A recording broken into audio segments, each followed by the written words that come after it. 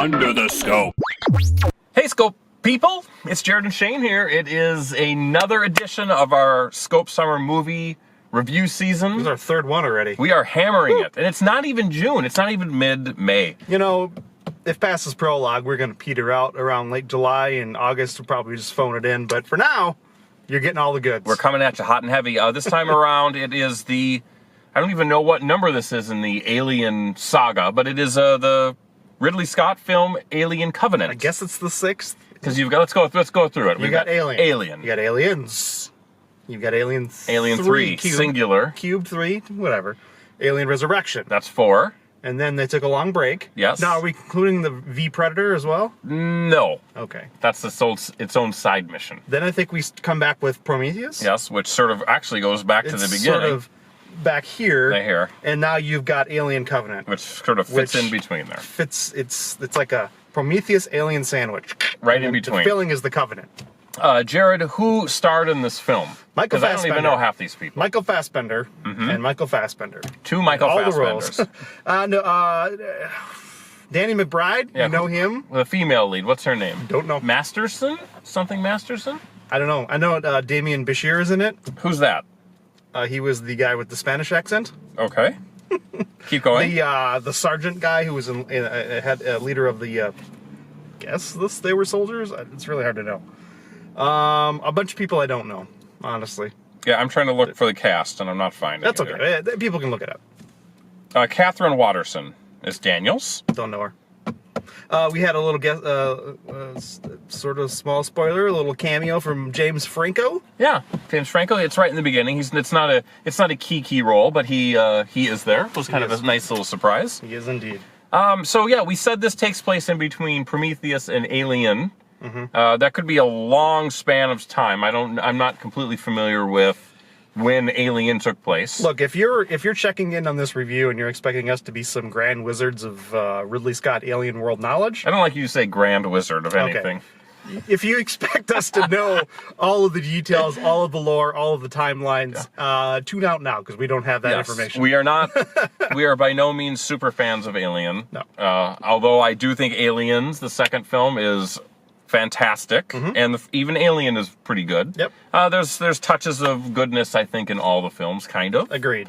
But it pretty much peaked in 1986 or whatever, right? Right. So, Jared, since we are not experts, tread carefully when you start talking about what this movie is about. And there are major spoilers as well, so let's walk lightly around We'll this. walk lightly because we are well over a week in advance of its release. Yep. I'll just give you the framework. So it's your standard colony ship out in space heading towards the planet. They've got a crew that's running things. They've got like 2,000 plus colonists. They've got a bunch of embryos frozen. And they're heading off to a habitable planet. Ready to colonize, ready to sow the human oats, whatever. And then during a routine recharge sequence, they have to recharge because they have to deploy the sails. It takes a long time to get to where you need to go. Right. They're 7 years out from their initial destination, by the way. And the robot is running the show. The robot, Michael Fassbender, Walter was his name? Yes. Walter. With a strange American-esque accent. He's running things while everyone else sleeps. He deploys the charging sails, and then there is a freak neutrino blast. Yes. That sounds like a Star Trek thing, doesn't it? A little bit. Oh, it is renegade neutrinos. It is a thing, I think, but I don't know if the science adds up in this one, but that's okay. It's not a scientific film. Anyway, it's like basically a shockwave from space that messes stuff up. Wrecks the sails a little bit, causes trouble with the ship, forces the crew to wake up in this emergency situation to deal with it, and so in the course, there's some damage, there's some casualties. This is the sort of stuff that happens when you're in a deep space mission. Things go wrong. In the course of their repairs, Danny McBride receives a transmission in his head. I may not have the details exactly right. In his helmet. Okay. Right? Right. In his helmet while he's out repairing the solar sails, Jared. Count Dooku's solar sails. He was far enough away from the ship, apparently, that he was able to pick up the signal because it wasn't being obstructed by the ship or something. Whatever. Again, the science may not add up. Yeah. he comes back, and they analyze the message. Mother is the ship's computer analyzes the message, and they discover that it's a message possibly of human origin, and they triangulate the location, and they discover it's only weeks away, not 7 years. And so our captain, Billy Crudup, that's him. Billy. Who doesn't love a good Crudup? I don't know. Makes the decision that they are going to head there instead of this other planet that's 7 years away. They're going to go. Dumb move number one. A couple weeks away. Let's go there. Let's set up shop. Never mind the crew not saying it's a good idea. Never mind, we probably planned for years to find this planet and go to it and plan for it. Yeah, let's just improvise. Let's just improvise. Let's just wing it. Loosey-goosey. Let's wing it. Loosey-goosey. As you can probably guess, they go to the planet. Things aren't quite what you would expect, maybe. And it's like, where'd all the animals go? That's in the trailer. It's not a spoiler. Yep. And of course, through some, razzle-dazzle? Typical humans acting dumb or careless. Around aliens, people start dying. Things happen. People start dying, and then whoever's left has got to get off this planet. Chaos erupts, and they got to get off this planet. And then it becomes a fight for survival. Aliens and shit. And there's a huge part of the movie we're sort of leaving to your imagination because it's a fairly key aspect, and guess what? It is not at all shown in any. No, the trailers did a good job of not spoiling. It's not really, I guess, not a twist, but the sort of the pivot of the film. The apex of the film, because it really is it ends up being more than just we're redoing Alien with them running around in a spaceship, fighting for their lives. Because yes, there are aspects of that in this film, but the vast majority of it is not. As I told Jared, this movie is probably 2/3 Prometheus, 1/3 Alien, so if you want to break it down that way, you certainly can. Yeah, so your feelings on Prometheus and its place in the Alien lore? Okay, so this might affect how you like the film. This is my hot take that I was telling you about. This has been simmering. All right, you guys ready for a hot take? And maybe this take has been taken, but I'm going to say it. Prometheus is like the midi-chlorians of the Star Wars saga. Wow. We don't need to know the convoluted origin of the aliens, where they came from. I think it makes it less interesting. Really? I do. I don't think I need to know. And maybe if the origin was better and it wasn't as ridiculous as it was in this film. I don't think it was ridiculous. Where it came from, I think it was ridiculous. I do think it was ridiculous. Well, okay. How do we argue this point without spoiling it? We can talk about it later. He thinks it's ridiculous. See, for me, I liked that part of the film. I actually liked the way it expanded on the lore. It kind of filled in some of the gaps that explained things. But I'm the guy who likes to know things. And I'm the guy that hates to know things. I hate things. Jared's a smarty pants. He's a little bit chocolate. I'm a little bit peanut butter.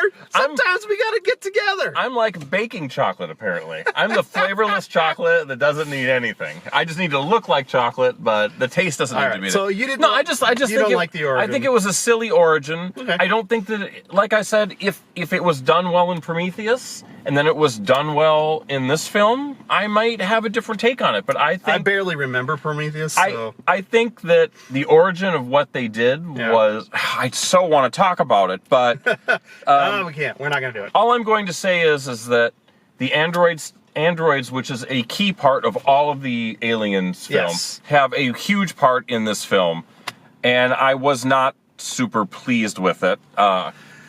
Okay. That's fair. I wasn't. I mean, I get it because androids are so important that maybe you need to make that a key part of the film, but it just. To me, sometimes aliens are just crazy aliens and they want to kill you. And I don't need to know more than that necessarily. Or if I do need to know more, I think it needs to be executed better. Okay. I feel like we're probably going to be very similar in how we grade this film, but maybe for different reasons. We're going to approach it from different directions. For me, I didn't mind the origins. I didn't mind most of how the android stuff was portrayed. I think maybe it was a little bit... I don't even know how to describe it. Just a little strange. How did it get to that point, Jared? That's what I want. Yeah, I mean, there was some time that passed, so that might explain it. God, we're really talking around this stuff. Sort of, and by the way, sort of the nods to the original Prometheus, but at the same time sort of wiping the slate clean. Yeah. That was very much like Alien 3, which pissed a lot of people off. Sure. It was a lot of echoes of the same stuff. Like, okay, then what was the point of Prometheus if we're just going to do what we're doing here in so many ways? Probably because we can't get all the actors to come back for it. Could be. You know what I mean? That's what it's like. Like, if we could have, maybe we'd have a different story. So the parts I liked about the film were when it was like, I thought the first act was good when it was the initial escalation of problems that they were having. It was just like boom, boom, boom, boom. It really got to the point really fast, and things got dire in a hurry. And I really thought that was interesting. And then there was like the pivot, and like the world expands, and I'm like, oh, this is going to be really cool. This is going to be interesting. But I felt like they did too many things. Like, there were too many beats and too many elements that were just like your favorite moments from the other Alien movies. A lot of copycat moments. Yeah, I mean, our Daniels is very much in the mold of Ripley. Yep. It's mostly in her appearance. I don't know their characteristics are really the same, but just like they dress her the same, they kind of give her the same boyish haircut. Yep. I don't. The space suits. I mean, in some ways it did feel like it was a lot of the greatest hits of Aliens, and the fact that it wasn't. There was so much Prometheus in it. It was like those beats when they were in the alien mold of the film. They came at you very quickly, and like, oh, Bing, I remember this. Oh, Bing, here's a touch point from that one. I remember that. But for the most part, I liked the part when it was that the xenomorphs stalking the humans. I mean, that stuff really works well. Ridley Scott's good at making that work. And then you get sort of this weird, almost video gamey end sequence where they're on a spaceship trying to escape, and it's like there's a crane, and you're seeing it through the eyes of the alien. Like, why are we seeing the scenes through the eyes of the alien? That part didn't really work. It didn't ring. No. True. And of course, Jared talked about this earlier. You have a couple of instances of people doing dumb things to advance the plot again. I said this before the film, but it's almost like their version of Earth didn't have monster movies. Or the fact that they land the ship on the planet is ridiculous. I mean, that was probably a multi-billion... I know this sounds like I'm arguing how did Buffy pay rent in Buffy. Right. Shane, she's a vampire, so we don't need to worry about it. But, like you're worrying about the wrong things. But in this case, it's like, why would that ever happen? You have these accidental happenstance-y type things that then push the plot along. Right, and then you have technology that can somehow locate the origin of the signal, scan a solar system, find a planet that is in the habitable zone, apparently analyze... I mean, they didn't know this planet existed. Yeah. They specifically say that they missed it in their scan of the sector earlier, like years ago, when they were planning this mission.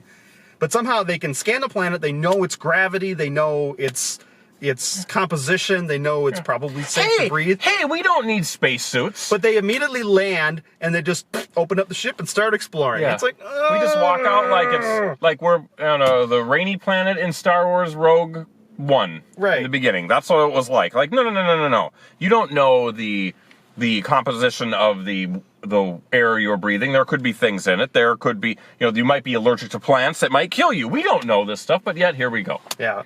And I'm thinking if they could have scanned the planet and learned that much from weeks away travel time, why wouldn't they be able to scan it and maybe notice this alien civilization that was there? Like, there's gaps in knowledge that should be there that aren't there because they can't be there. Otherwise, the people making the decisions they'd make don't make any sense. And so it's frustrating from a scripting standpoint and a logical standpoint. And Jared, if I'm going to lead you into a creepy basement type of thing, and you see these giant pods there, and then I say, feel free to look inside. Wait. Have 75% of my comrades already been murdered by something?